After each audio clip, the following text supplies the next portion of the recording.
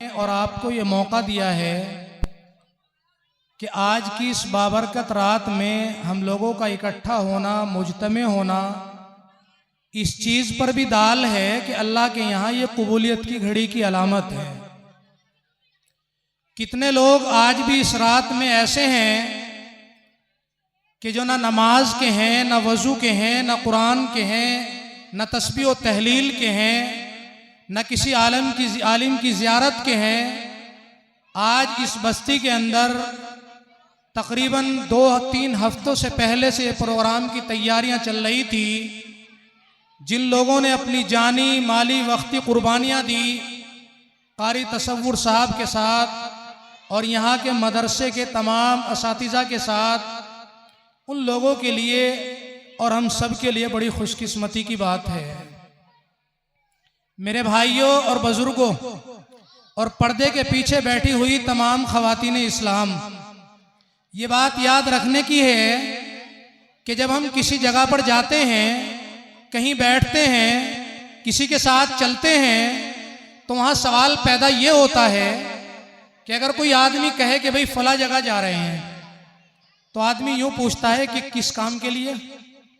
हम किसी को कोई बात बतानी चाह रहे हैं तो हम ये कहते हैं कि फला ये काम करना है, तो वो आदमी सवाल करता है कि क्यों करना है। आज इसी तरीके से आज की इस रात में शेखपुरा कदीम के अंदर मदरसा उबय इब्ने काब के अंदर, इस मदरसे की पिंडाल के अंदर आप लोगों का हुजूम, आप लोगों का जम्मे गफीर, आप लोगों का बैठना यहाँ कब से हो रहा है, मैं और आप अंदाजा नहीं कर सकते कि कितने लोग इस मजमे के अंदर ऐसे भी हैं कि जिनको वक्त भी और उनका जिस्म का हिस्सा भी बैठने की इजाज़त नहीं दे रहा है, लेकिन फिर भी बैठे हुए हैं। असल मकसद ये है कि ये यहाँ बैठना किस मौजू के ऊपर है। कुरान करीम की निस्बत से यहाँ बैठे हुए हैं, ये बात याद रखो। मदरसे की निस्बत से यहाँ बैठे हुए हैं, ये बात याद रखो। उलमा के दीदार के लिए यहाँ बैठे हैं, ये बात याद रखो। आज के इस मजमे में लोग दूर दराज से सफ़र करके आए, कुर्बो जवार से आए, महल्ले पड़ोस से आए। उसी के साथ साथ हम सब के मुशफ़िक़ व मुरब्बी, यहाँ के असातिज़ाए किराम और दूर दराज का सफ़र करके आए हुए उलमाए इज़ाम, उस्ताजुल असातिज़ा जैसी शख्सियात यहाँ रोनुमा और जलवा अफरोज़ हुई, अपने तमाम कामों को पसे पुश्त डाल कर आए। मेरे भाइयों, हमारा यहाँ बैठना, हमारा यहाँ सुनना उस वक्त कामयाब और कारगर है कि जब आप ये ना देखें कि कौन बात कर रहा है, आप ये भी ना देखें कि कौन बोल रहा है, बल्कि आप इस चीज़ के ऊपर तवज्जो दें कि कहने वाला बात को सुन्नत और रसूलुल्लाह के मुताबिक, अल्लाह के मुताबिक कह रहा है या नहीं कह रहा है।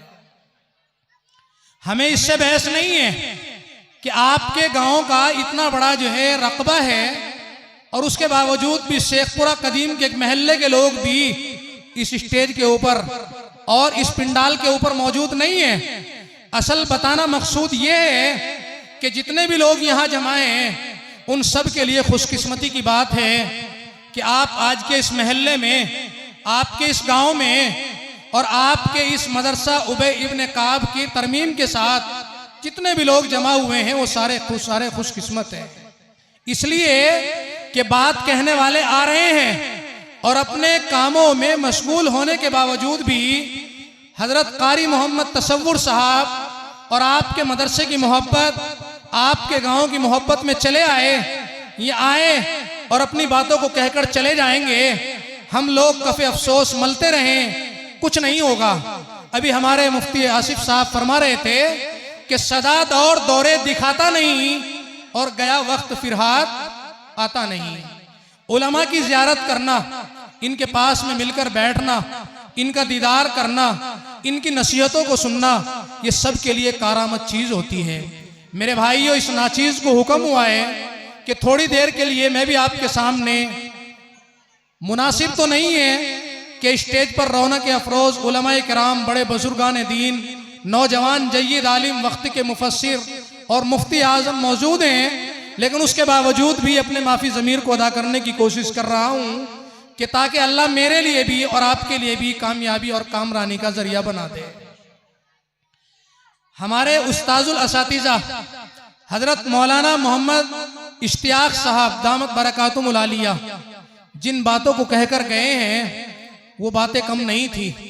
मेरे लिए और आपके लिए वो चीज निजात का जरिया बन जाती है अगर अल्लाह मुझे भी और आपको भी अमल की तौफीक दे दे। मेरे भाइयों, बातें बहुत सी हो गई हैं और हो रही हैं। बहुत मुख्तसर से वक्त में आपके माबैन हूँ, अपनी चंद बातों को कहकर जगह ले लूंगा अपनी। इसी तरीके से उलमाए किराम आते रहेंगे और अपने माफी ज़मीर को अदा करके चले जाते रहेंगे।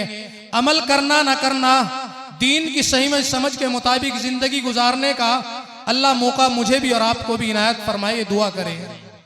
मेरा और आपका यहाँ जमा होना इस हाल में है कि इस मदरसे की चार दीवारी के अंदर इन बच्चों ने क्या कारनामा अंजाम दिया, ये बताना मकसूद है। यहाँ के असातिज़ा ने इन बच्चों के ऊपर क्या मेहनत और क्या शफ़क़त की, ये बताना मकसूद है। इन बच्चों के साथ क्या रवैया इख्तियार किया जाता है, ये दिखाना मकसूद है। छोटे छोटे से मासूम बच्चे अपनी तोतली जबान से अपने माफी ज़मीर को कैसे अदा किया, नाते पढ़ी, मुकालमे पढ़े, मस्तूरात के माबैन बोलने का अल्लाह ने मलका दिया। छोटे छोटे से मासूम बच्चे आए और अपने ज़मीर को अदा करके चले गए। आपके लिए, मेरे लिए, उन मासूम के नौनिहालों के लिए बड़ी खुशकिस्मती की बात है कि अल्लाह ने हमारे बच्चों को इस काबिल बनाया कि वो अपनी तोतली ज़बान से अपने माफी ज़मीर को अदा कर रहे हैं। वो बता रहे हैं कि इन मदारिसों में सिखलाया जाता है कि अल्लाह एक है। इन मदारिसों में बतलाया जाता है कि अल्लाह का कुरान एक है। इन मदारिसों में बतलाया जाता है कि रसूलुल्लाह की इताअत सबके ऊपर वाजिब है। इन मदारिसों में बताया जाता है कि छोटों के साथ शफ़क़त कैसे की जाती है। इन मदारिसों में बताया जाता है बड़ों के मकाम की तरजीह कैसे दी जाती है। इन मदारिसों में बताया जाता है कि माँ बाप का मकाम क्या है। इन मदारिसों में बताया जाता है कि हुकूक़ वालिदैन किसको कहते हैं, वालिदैन की फरमाबरदारी क्या चीज़ है, बड़ों के साथ शफ़क़त कैसे की जाती है, अपने को तरजीह कैसे देना मुनासिब होता है। ये सारी की सारी चीज़ें इन मदारिसों में, इन मकातिबों में, इन खानकाहों में, इन अल्लाह अल्लाह कहने वालों के जो है साया आतिफत में मेरे भाइयों हमारे बच्चों को दी जाती है। रसूलुल्लाह की सीरत, अल्लाह के नबी का तौर तरीका, दुनिया में जिंदगी गुजारने का तरीका, हाफिज कुरान का मकाम हम समझे ना समझे, लेकिन अल्लाह का कुरान कहता है हमने सबसे बेहतरीन मर्तबा, सबसे बेहतरीन मकाम, सबसे बेहतरीन ओहदा, सबसे बेहतरीन तरबियत अगर किसी की तो वह हाफिज कुरान होता है। अल्लाह के रसूल सल्लल्लाहु अलैहि वसल्लम ने अपनी जबान से फरमाया है, नबी का कौल है, हदीस पाक है, हदीस रसूलुल्लाह का खिताब दिया गया। अल्लाह के नबी की बात अगर सारी दुनिया मिलकर, सारे साइंसदान मिलकर, सारे टेक्नोलॉजी मिलकर, सारे लोग मिलकर अगर नबी की बात को झूठा करना चाहे नहीं कर सकते। मेरे और आपके आका सल्लल्लाहु अलैहि वसल्लम की जबान की खुदा ने, रसूलुल्लाह के आका, हमारे आका, हम सब के मुशफिक व मुरब्बी, हमारे रब, हमारे पालनहार ने वो रखी है। फरमाया कि मेरे मोहम्मद तेरी जबान से जो अल्फाज निकल जाएगा, अगर सारी दुनिया के लोग मिलकर, खित्ता खित्ता, कोने कोने से मिलकर भी अगर तेरे एक जबान के अल्फाज के निकले हुए अल्फाज को अगर सारी दुनिया मिलकर झुटलाना चाहे नहीं झुटला सकती।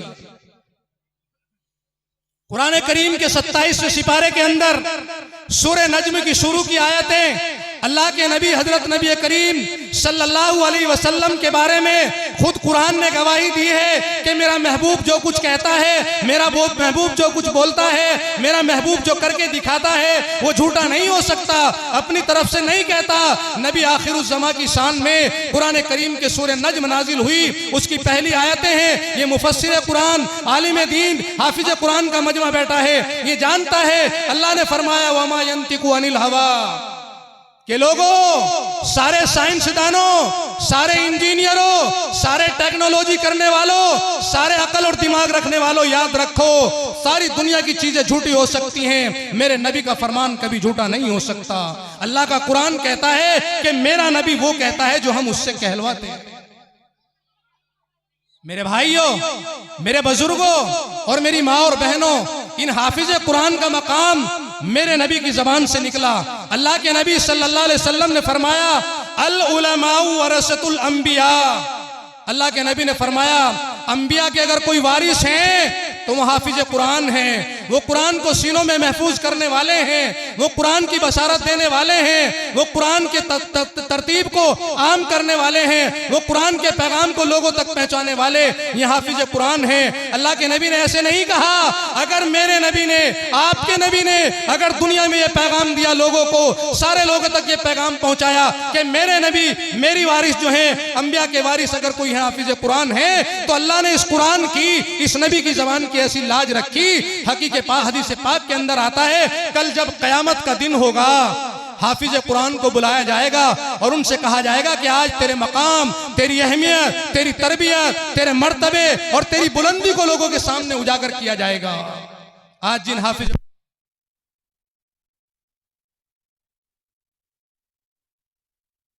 लाया है, आज हम लोग जो जमा हुए हैं यहाँ सिर्फ और सिर्फ इसलिए जमा हुए हैं कि हमारे मदरसे में, इस उबई इब्न काब मदरसे में कारी मोहम्मद तसव्वुर हाफिज कुरान ने और यहाँ के आलिमों ने, यहाँ के असातिज़ा ने इन बच्चों के साथ क्या मेहनत की और क्या इनको निखारा, क्या इनको बोलने का मकाम और मलका सिखाया, उन सब बातों को सुनने के लिए हम लोग जमा हुए हैं।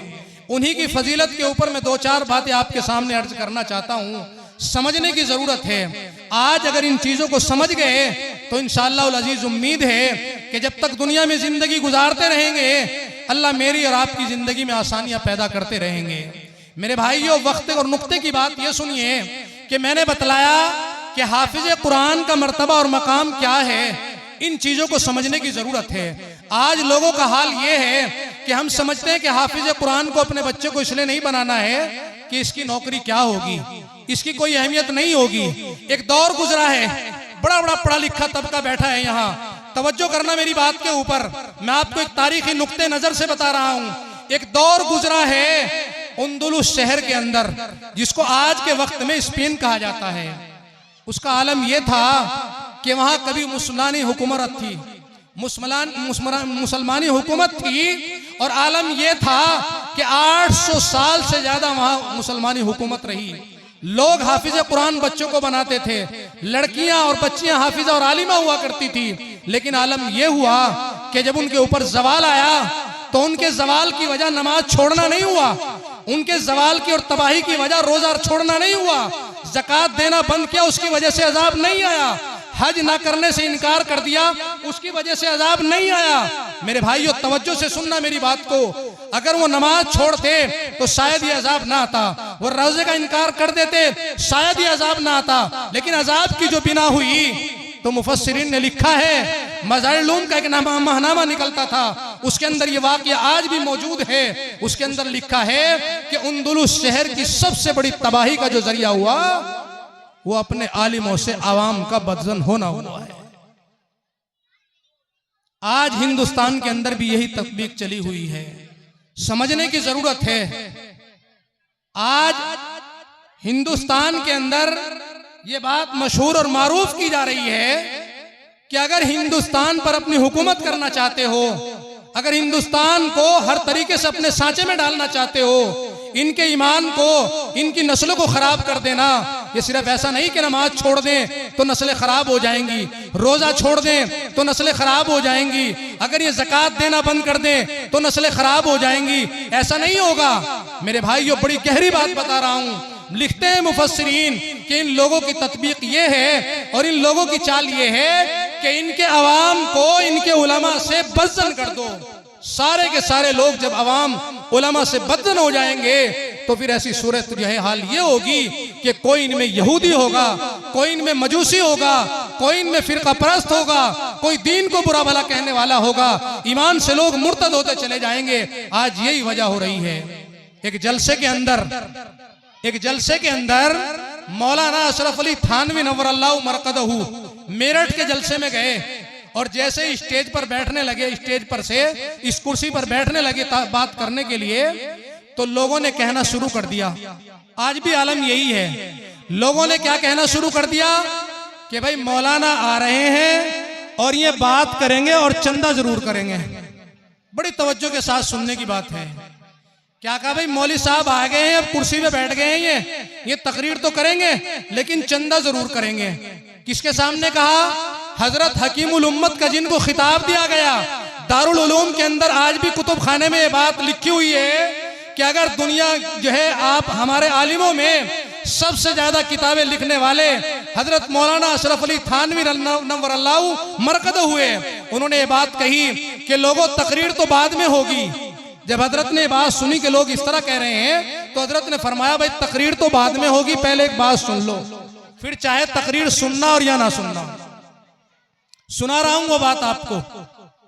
लोगों के सामने हजरत मौलाना अशरफ अली थानवी ने फरमाया, याद रखो मुसलमानों, सैकड़ों साल पहले जिक्र कर रहा हूं बात को आज। यूं फरमाया हजरत ने कि याद रखो मुसलमानों, अगर इन आलिमों को, इन हाफिज कुरान को, इन मदारिस और मकातिबों की चटाइयों पर बैठकर इल्लल्लाह कराने वालों को अगर तुम चंदा नहीं दोगे, अगर तुम इनकी बात नहीं मानोगे, अगर तुम इनसे जुड़कर नहीं चलोगे, तो याद रखना कि 50 साल के बाद कोई बच्चा तुम्हारा यहूदी होगा, कोई मजूसी होगा, कोई ईसाई होगा, कोई फिरका परस्ती में जिंदगी गुजारेगा, कोई मुर्तदी के आलम में पहुंच जाएगा।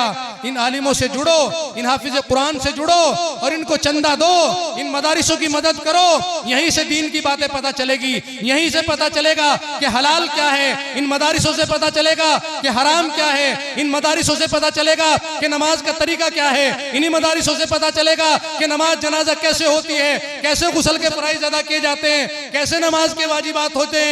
सारी की सारी चीजें मेरे भाइयों इन मदारिसों में सिखलाई जाती है। अभी कुछ हफ्ता पहले हजरतुल उस्ताजुल असातिज़ा मुफस्सिर कुरान हजरत मौलाना मोहम्मद सलमान बिजनौरी उस्ताज मोहतरम दारुल उलूम देवबंद एक जगह बयान फरमा रहे थे। हजरत ने इसी बात को बतलाया जो मैंने अभी बतलाई, और यूं कहा कि मैं इसमें थोड़ी सी तरमीम करता हूं। हजरत ने फरमाया कि मौलाना अशरफ अली थानवी ने तो यूं कहा था कि अगर तुम इन मदारिसों की तरफ तवज्जो नहीं दोगे, अगर तुम अपनी गाड़ी का हिमाई का हिस्सा कुछ इनकी खैरात नहीं करोगे, तो तुम्हारे बच्चे 50 साल के बाद मुर्तद होंगे। यूं कहते हैं हजरत कि मोहम्मद सलमान बिजनौरी कहता है कि अगर आज तुम इन मदारिसों से जुड़कर ना चले तो आज 50 साल की जरूरत नहीं, आज 5 साल में हमारे बच्चे मुर्तद हो जाएंगे। मेरे भाइयों, हमें समझने की जरूरत है इन मदारिसों में हमारे बच्चों के साथ क्या मामला किया जाता है। मैं इधर उधर की बात नहीं कर रहा हूं, मैं नमाज, रोजा, ज़कात, हज के फजाइल बयान नहीं कर रहा। मैं बतला रहा हूं कि इस 4 दीवारी में हम लोग जमा हुए, इस पिंडाल के अंदर हम क्यों आए हैं, आने का मकसद क्या है, बैठने की वजह क्या है। ये सारे का सारा स्टेज सजाया गया, कुर्सियों का इंतजाम किया गया, उलमा को बुलाया गया, माइकों का इंतजाम किया गया। असल बताना यह है इन सारी चीजों का लब्बे लुबाब और निचोड़ कि हम इन मदारिसों में बतलाना चाहते हैं कि कारी तसव्वुर साहब कि हमारे इस मदरसे में क्या हो रहा है, ये बच्चे क्या पढ़ रहे हैं, आप लोगों ने जो अपनी गाड़ी कमाई दी है उसका मकाम और मर्तबा क्या है। एक बात बड़ी गहरी बताकर चलता हूं, आज हम इन हाफिज कुरान की अगर कदर नहीं कर सके तो कल क़यामत के दिन मेरे भाइयों ऐसा खसारा होगा कि उसकी भरपाई अगर सारी दुनिया के अमाल भी करना चाहेंगे दुनियावी एतबार से नहीं कर पाएंगे। हदीस पाक के अंदर आता है कल जब क़यामत का दिन होगा, बड़ी तवज्जो से सुनने की बातें हैं ये, कल जब क़यामत का दिन होगा अल्लाह ताला के यहाँ अर्श अजीम का साया होगा, सारे लोग जो है खड़े हुए होंगे, आदम अलैहिस्सलाम से लेकर ईसा अलैहिस्सलाम और यहाँ तक के मोहम्मद अरबी सल्लल्लाहु अलैहि वसल्लम की उम्मत के तमाम लोग भी वहीं मौजूद होंगे। बड़ी तवज्जो के साथ सुनना, कल जब क़यामत का दिन होगा और नामाए अमाल एक दूसरे के हाथ में देखेंगे लोग और हिसाब बिल्कुल बर्पा होने वाला होगा। हदीस पाक के अंदर आता है, हम लोग पढ़ते हैं हदीसों में, तबलीगी जमात के साथी माशाअल्लाह इसको बड़ी अच्छी तरबियत के साथ बताते हैं कि कल जब क़यामत का दिन होगा नेक अमाल के सिवा कोई अमाल काम नहीं आएंगे। ये बताते हैं कि अल्लाह के अर्श अजीम के साये के अलावा कोई साया नहीं होगा। सारे का सारा मौजू और टॉपिक इस बात के ऊपर दलालत है कि मैं बता रहा हूं कि हाफिज कुरान का मर्तबा क्या है। अल्लाह ताला फरमाएंगे कि कल जब क़यामत का दिन होगा और नफ्सी नफ्सी का आलम होगा, सारे लोग अव्वलीन आखरीन का मजमा होगा, अल्लाह का अर्श अजीम इधर होगा। अल्लाह के नबी सल्लल्लाहु अलैहि वसल्लम ने फरमाया अल्लाह की तरफ से आवाज आएगी, अल्लाह की तरफ से आवाज आएगी, ऐनल फुकहा, सारे लोग चुप। मुनादी आवाज देगा ऐनल फुकहा, क्या है इसका तर्जमा, ये उलमा जानते हैं। आवाज आएगी आलिम लोग कहाँ हैं, मजमे और मजमे के बीच में बैठकर मसले बताने वाले लोग, मुआलिम दीन, वो कुरान से जुड़कर चलने वाले लोग कहाँ हैं। अल्लाह के नबी सल्लल्लाहु अलैहि वसल्लम फरमाते हैं अल्लाह की तरफ से आवाज आएगी, सारे के सारे इस मजमे में से लोग जितने फुकाहा हैं, आलिम हैं, सारे के सारे खड़े हो जाएं और अल्लाह के अर्श के करीब आ जाएं और बाकी लोग वहीं रहें। दूसरे नंबर पर आवाज आएगी, दूसरे नंबर पर आवाज आएगी ऐनल अइम्मा। एक नुक्ते की बात बता रहा हूं, ये आलिमों का मजमा है, बड़ी मुदल्लल मुफस्सल और बड़ी डंके की चोट ये बात बताई जा रही है। अल्लाह के नबी सल्लल्लाहु अलैहि वसल्लम की जो उम्मत है वो आखिरी उम्मत है। हमारे नबी आखिरी नबी हैं, हमारे नबी की किताब आखिरी किताब है। अल्लाह के नबी ने फरमाया मुझे फख्र होगा कल क़यामत के दिन कि आदम अलैहिस्सलाम से लेकर ईसा अलैहिस्सलाम तक जितने नबी आए, जितनी उनकी उम्मतें आई, किसी भी उम्मत को अइम्मा का लक़ब नहीं मिला है। अइम्मा का लक़ब किसी भी इमाम बनने का किसी को नहीं मिला। अगर अइम्मा का खिताब दिया गया किसी नबी की उम्मत को तो वो मेरी उम्मत है। कल क़यामत के दिन जब अल्लाह की तरफ से आवाज आएगी ऐनल अइम्मा, मस्जिदों के इमाम खड़े हो जाएं। बड़ी तवज्जो के साथ बात सुनना, सारे के सारे लोग अइम्मा खड़े हो जाएंगे। अल्लाह की तरफ से आवाज आई तुम भी यहां बैठ जाओ अर्श अजीम के साए में। फिर तीसरी आवाज आएगी ऐनल मुअज्जिनून, कहां है वो रातों को उठ उठ कर अल्लाह के नाम की मुनादी देने वाले, कहां है वो लोगों को बुलाने वाले, हय्या अलस सलाह, आओ नमाज के लिए, हय्या अल फलाह, आओ कामयाबी की तरफ। लोगों को चलकर अपने आप बुलाने जाया करते थे, अल्लाह के घर में जाकर अजान दिया करते थे। इखलासुल इलाहियत का मकाम ये था कि वजू के साथ रह रहकर अल्लाह के नाम की मुनादी दिया करते थे। सारे मुअज्जिन यहाँ आ जाएं। जब तीनों के तीनों तबकात आ जाएंगे, हदीस पाक के अंदर आता है अल्लाह की तरफ से आवाज आएगी तुम यहाँ अर्श अजीम के साए में बैठो और मैं इन सब का हिसाब लूंगा। बड़ा अजीब व गरीब आलम होगा। अल्लाह ताला फरमाएंगे कि मैं इन लोगों को ये बता दूं कि तुम्हारा मकाम क्या है। हाफिज कुरान के जिनको लोग मुसल्ले पर चढ़ा करते थे तो उनको इमाम कहा जाता था, और जब वो मुसल्ले से नीचे उतरा करते थे तो उनको गुलाम कहा जाता था। आज मैं बता दूं इन लोगों के सामने कि एक हाफिज कुरान जिसके सीने में कुरान महफूज था, जिसने कुरान की हिफाजत की, कुरान के मानने वालों की हिफाजत की, कुरान के एक एक लफ्ज की हिफाजत करके कुरान को पढ़ा करता था, आज उसके मकाम का पता चलेगा कि लोगों के सामने हाफिज कुरान की फजीलत, हाफिज कुरान का मर्तबा, हाफिज कुरान का होदा क्या है। अल्लाह की तरफ से आवाज आएगी, सारे के सारे लोग जो है हिसाब के लिए तैयार रहे और उनको कहा जाएगा कि तुम अर्श अजीम के साए में आराम करो। मेरे भाइयों, यह हाफिज कुरान का मर्तबा। जब जन्नत और जहन्नम का फैसला हो चुका होगा, सारे लोग जन्नती जन्नत में चले जाने वाले होंगे और जहन्नमी जहन्नम का परवाना लिए खड़े होंगे। अल्लाह की तरफ से जब ऐलान होगा कि जन्नती जन्नत में चले जाए और जहन्नमी जहन्नम में, कितने लोग उस वक्त भी उम्मीद कर रहे होंगे कि काश मेरा कोई जानने वाला निकल आए और मेरे लिए कुछ खैर खैरात कर दे या मेरे लिए सिफारिश कर दे।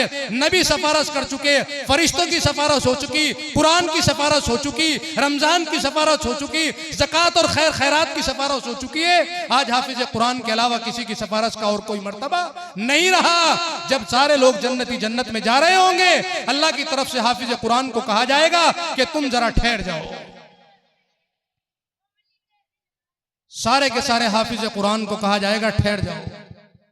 हाफिज कुरान को अल्लाह की तरफ से आवाज आएगी और ये कहा जाएगा जरा इन लोगों में ये देखो, ये जो जहन्नम का परवाना लिए खड़े हैं, अपनी करतूतों को आज सामने रखकर पछता रहे हैं, इनकी तरफ जरा तवज्जो देखो और ये देखो कि क्या कोई इनमें ऐसा है कि जिन्होंने तुम्हारे साथ खैरखाई का मामला किया होगा।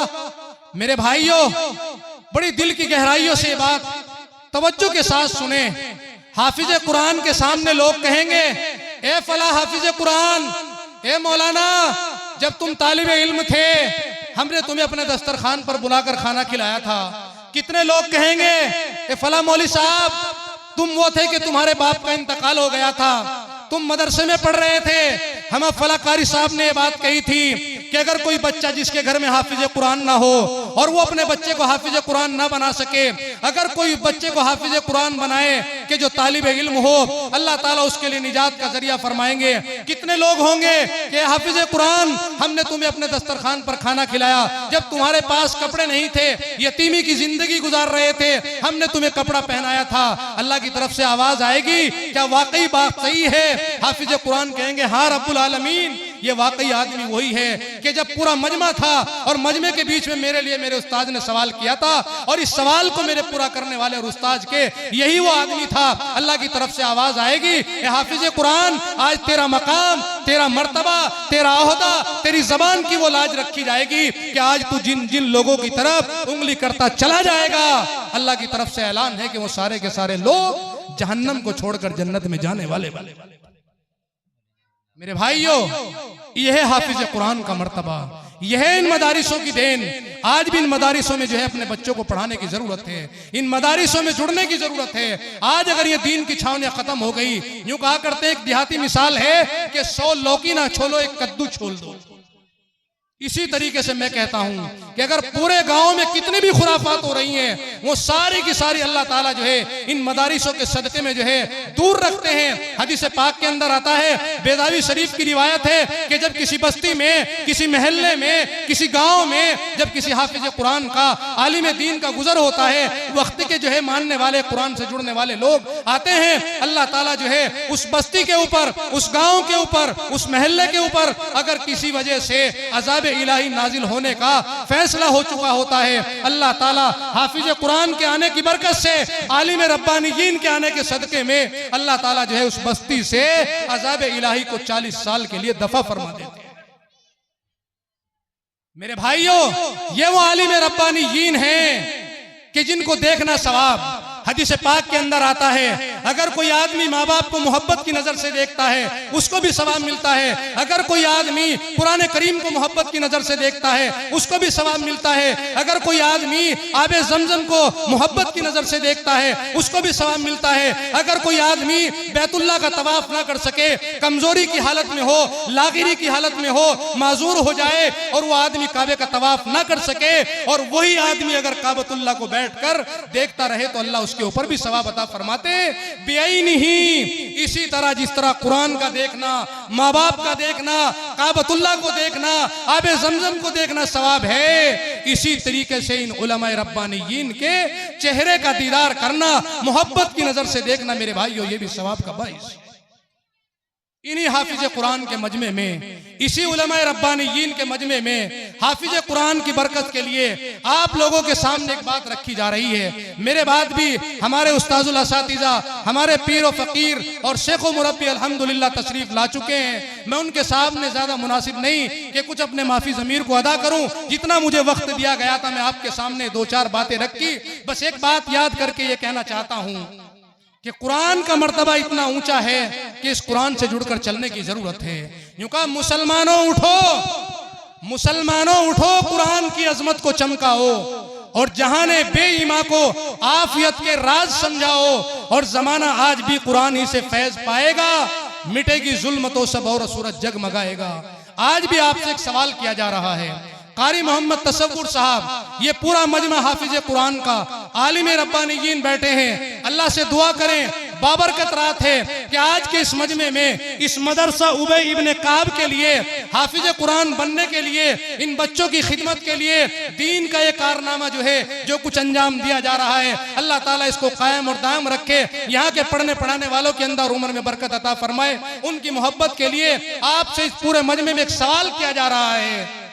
एक सवाल ये है कि है कोई आदमी आप इस पूरे मजमे में ऐसा जो कहे कि मौलाना अगर मेरा बच्चा हाफिज कुरान ना बन सका, और एक बच्चे का हाफिज कुरान का खर्चा 3 साल में, अगर एक बच्चा आपके इस मदरसे से हाफिज कुरान हुआ, आपके इस मदरसा उबय इब्ने काब ने अगर 3 साल में एक बच्चे को हाफिज कुरान बनाया, अल्हम्दुलिल्लाह सुम्मा अल्हम्दुलिल्लाह, तो मदरसे का हक अदा हो गया, पढ़ने पढ़ाने वालों की मेहनत वसूल हो गई, गाँव के लोगों का चंदा देना वसूल हो गया, और जिन लोगों ने इन बच्चों के साथ खैर खाई की, अल्लाह ताला से दुआ की जाती है कि अल्लाह उन सब के लिए निजात का जरिया फरमाते हैं। है कोई इस पूरे मजमे के अंदर इन हाफिज कुरान की, इन वक्त के उलमा की मौजूदगी में हम दुआ करें और ये पूरा मजमा आपके लिए दुआ करे कि मैं एक बच्चे हाफिज कुरान बनाने का खर्चा दे रहा हूँ।